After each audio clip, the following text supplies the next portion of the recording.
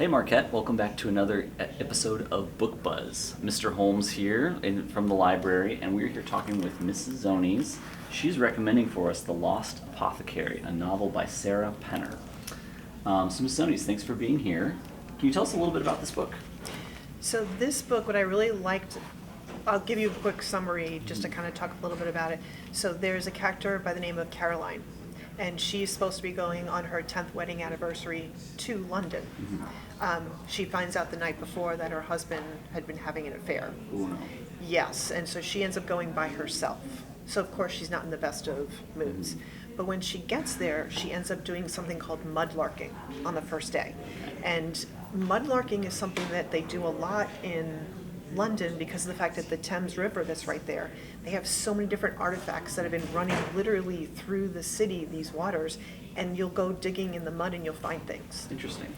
Yeah, some of the things that they'll find in there are pipes and things of that sort.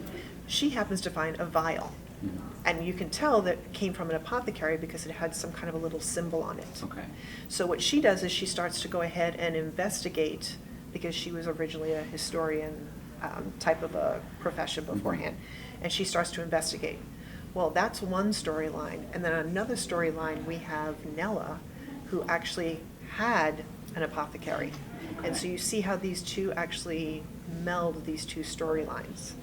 But what's interesting is that Nella, she actually was apothecariist. I don't know if we've come up with what that real word is. Sure.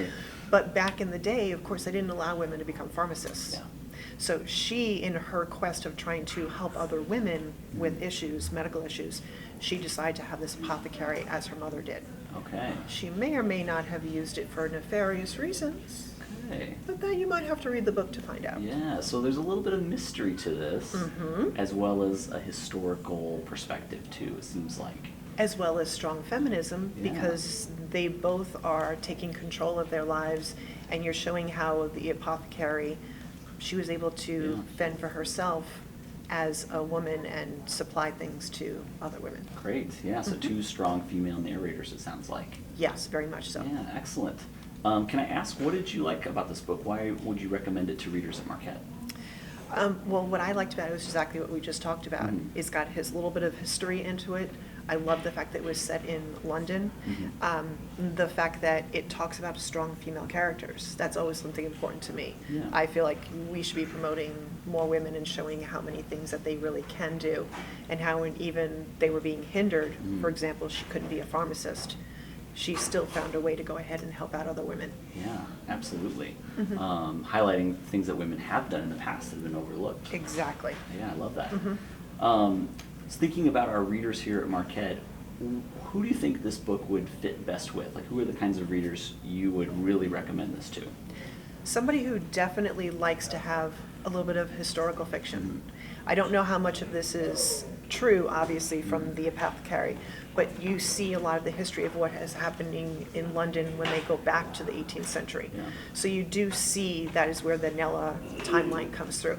And of course, anybody who likes strong female characters. Yeah, absolutely. And it does have that little bit of mystery until you figure out at the end how everything all kind of puts together. Yeah. And I love the way Sarah Penner does that. Okay, great. So it sounds like that could cover a lot of readers here. Yes. Fantastic. Well, if this book sounds interesting, it's The Lost Apothecary. We have copies here at Marquette for you to check out. Come on down and see us.